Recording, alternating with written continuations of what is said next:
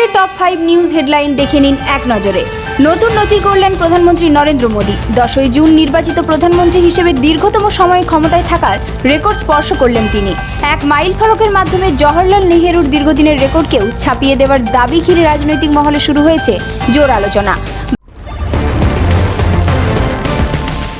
বাংলার জন্য বড় রেল ঘোষণা। রেলমন্ত্রী অশ্বিনী বৈষ্ণব জানিয়েছেন, ভবিষ্যতে বাংলায় বুলেট ট্রেন পরিষেবা চালু করার পরিকল্পনা রয়েছে। তার দাবি, দিল্লি থেকে শিলিগুড়ি মাত্র 6 ঘন্টায় পৌঁছানো সম্ভব হবে। লখনৌ, বারাণসী ও পাটনা হয়ে সম্ভাব্য করিডোর নিয়ে ইতিমধ্যে আলোচনা শুরু হয়েছে। কলকাতায় এসে মেট্রো সফরে রেলমন্ত্রী অশ্বিনী বৈষ্ণব জয় হিন্দ স্টেশন থেকে মেট্রো যাত্রা করেন তিনি। যাত্রীদের সঙ্গে সরাসরি কথা বলেন এবং পরিষেবা নিয়ে মতামত নেন।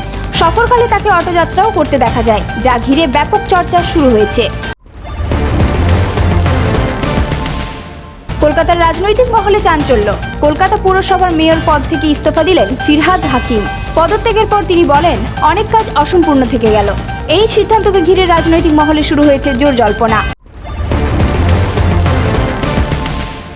সাংগঠনিক রদবদলের মধ্যেও তৃণমূলের গুরুত্বপূর্ণ দায়িত্বে বহাল থাকলেন অভিষেক বন্দ্যোপাধ্যায়। জাতীয় সাধারণ সম্পাদক পদে তাকে রাখার সিদ্ধান্ত ঘিরে রাজনৈতিক মহলে শুরু হয়েছে নতুন আলোচনা। ভোটের ফলাফল ও দলীয় অস্থিরতা আবহে এই সিদ্ধান্ত বিশেষ তাৎপর্যপূর্ণ বলেই মনে করছেন রাজনৈতিক মহলের একাংশ।